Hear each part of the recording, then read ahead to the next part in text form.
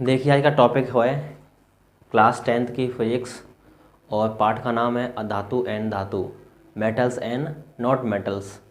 तो पढ़ेंगे इन चीज़ों के बारे में। आज देखें धातु क्या होती हैं और अधातु क्या होती हैं, धातुओं के गुण क्या होते हैं, कौन कौन सी क्वालिटी होती हैं जिनसे आप पहचान कर सकते हैं ये धातु है और ये अधातु है। चलिए शुरुआत करते हैं। जिन्होंने चैनल को अभी तक सब्सक्राइब नहीं किया है सब्सक्राइब कर लें और बेल आइकन को ज़रूर दबा दें ताकि आने वाली वीडियो की नोटिफिकेशन आप तक ज़रूर पहुंच सके। चलिए आइए। तो पहली हेडिंग है धातु। चैप्टर का नाम है धातु एवं अधातु। ठीक है। धातुओं में पहला गुण क्या होता है कि ये कठोर होती हैं। ये तो आप सभी लोग जानते होंगे, कठोर होती हैं। बी पॉइंट क्या होती हैं, ये कठोर होती हैं, ये ऊष्मा की क्या होती हैं,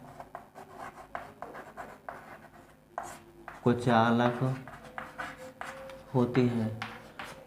है ऊष्मा की सुचालक होती हैं। सुचालक का मतलब है इन्हें गर्म करने पर इसमें ऊष्मा का प्रवाहन हो जाता है। सी पॉइंट, इनमें चमक होती है। क्या होती है, इनमें चमक होती है। डी पॉइंट क्या हुआ, इनमें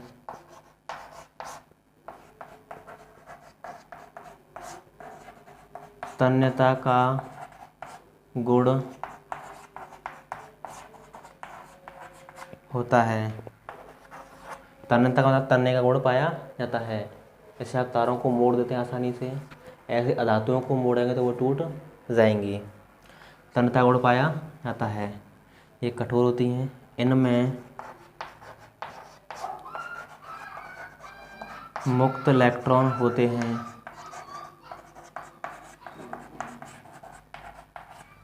अगला पॉइंट, ये चालक होती हैं।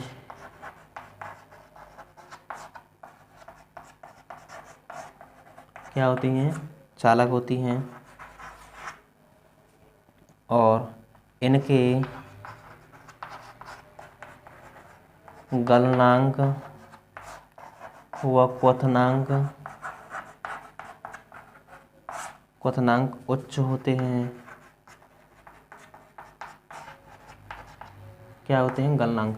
अब गलनांक का मतलब होता है जिस पर कोई पदार्थ पानी के रूप में आ जाता है। जैसे लोहे को हम गर्म करें, हम 28 से 3 यहाँ तक गर्म करें तो वो क्या हो जाएगा, लिक्विड बन जाएगा, यानी पानी के रूप में आ जाएगा। क्वथनांक का मतलब होता है बॉइलिंग पॉइंट होता है जहाँ पर कोई वस्तुएं उबलती हैं। एच, बताइए अगला पॉइंट क्या हो सकता है आपकी दृष्टि से। मुक्त पाए जाते हैं, चालक होती है, तन्यता होती है, चमक होती है, चालक होती हैं और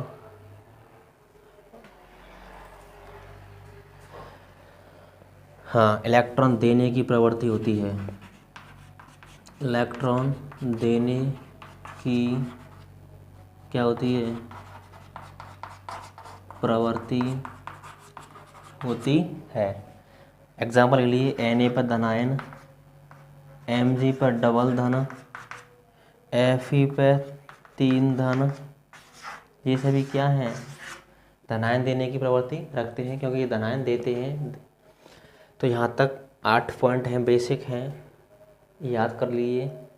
इनसे आप पहचान कर सकते हैं धातुएं क्या होती हैं। अब पढ़ेंगे अधातुओं के बारे में।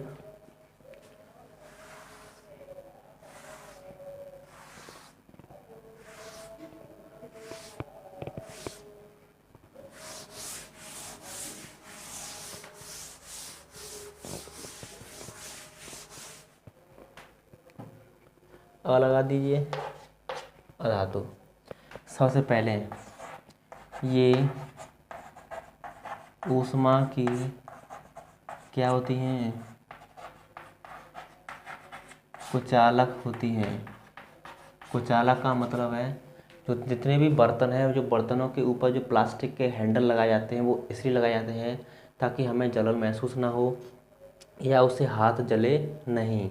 जो प्लास्टिक के हैंडल लगाए जाते हैं वो क्या होती हैं, ऊष्मा की कुचालक होती हैं। बी पॉइंट देखिए, बी पॉइंट क्या होता है, इनमें चमक नहीं होती है, चमक नहीं होती है। इसमें भी कुछ 2-3 अपवाद हैं। सी पॉइंट, इनमें मुक्त इलेक्ट्रॉन नहीं होते, होते भी होंगे, वो भी अपवाद हैं। अगला, इनमें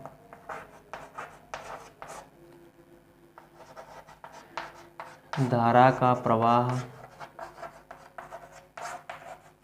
नहीं होता।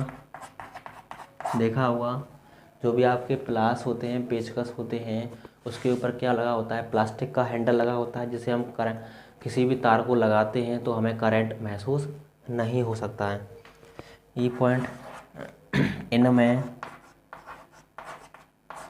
तन्यता का गुण नहीं होता, नहीं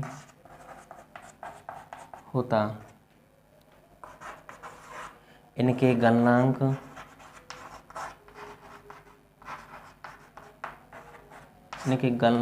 व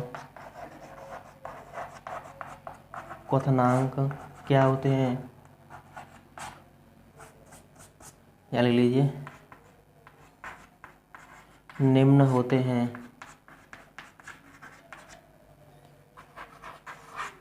ए B C D E F G. और बताइए क्या है, इनमें इलेक्ट्रॉन लेने की प्रवृत्ति होती है, लेने की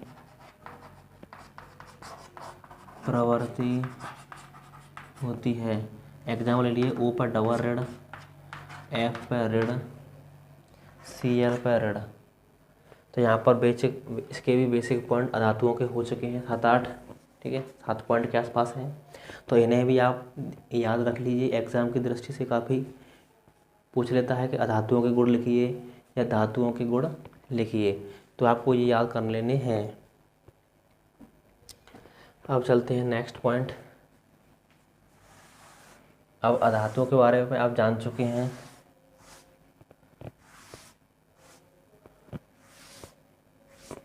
अब पढ़ेंगे धातुओं के रासायनिक गुणों के बारे में। क्या पढ़ेंगे, धातुओं के रासायनिक गुण।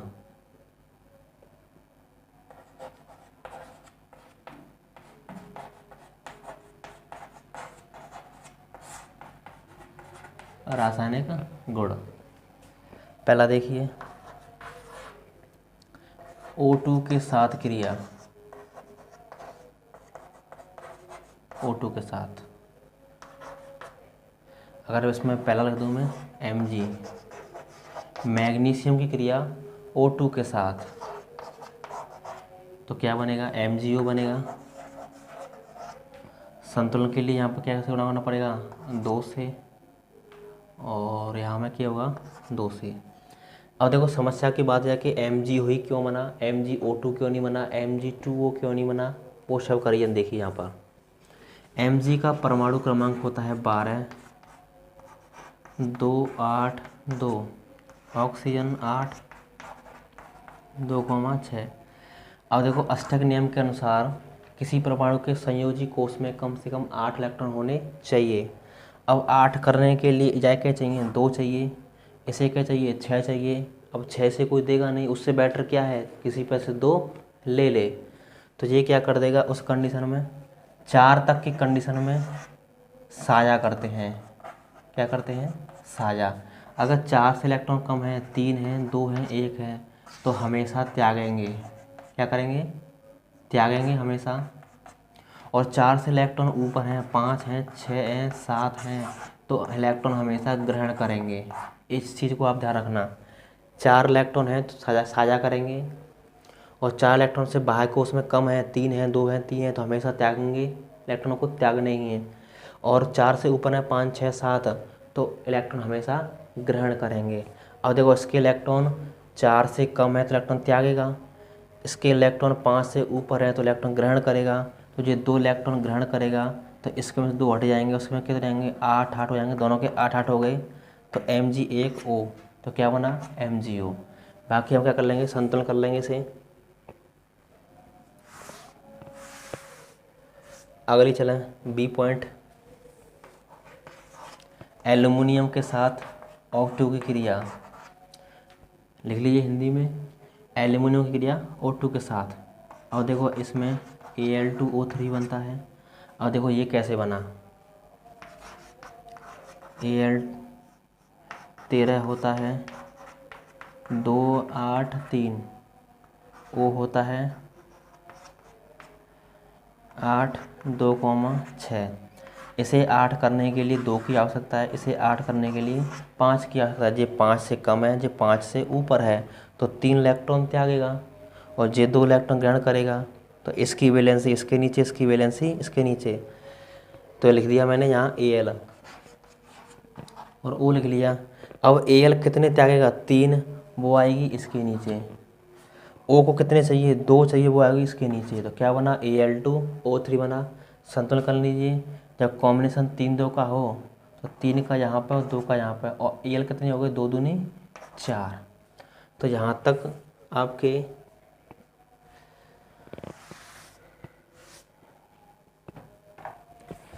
आपका आधा सा लगभग चैप्टर हो चुका है। यहाँ पर भी कुछ भी नहीं बचे हैं, सिर्फ धातुओं के 4-5 और बचे हैं। जैसे धातुओं के यहाँ ऑक्सीजन चल रही है, अगली चलेगी धातुओं की क्रिया जल के साथ, अम्लों के साथ, ठीक है, क्षारों के साथ। फिर के बाद अधातुओं के 2-4 गुण होंगे, उन्हें पढ़ाने के बाद ये क्या पाठ हो जाएगा, पूरा ख़त्म हो जाएगा। तो बताइए वीडियो कैसा लगा। अगर वीडियो अच्छा लगा हो तो वीडियो को लाइक करना, सब्सक्राइब करना और बेल आइकन को ज़रूर दबा दें ताकि आने वाली वीडियो की नोटिफिकेशन आप तक ज़रूर पहुंच सके। चलिए मिलते हैं नेक्स्ट वीडियो में ऐसे ही इंटरेस्टिंग वीडियो के साथ।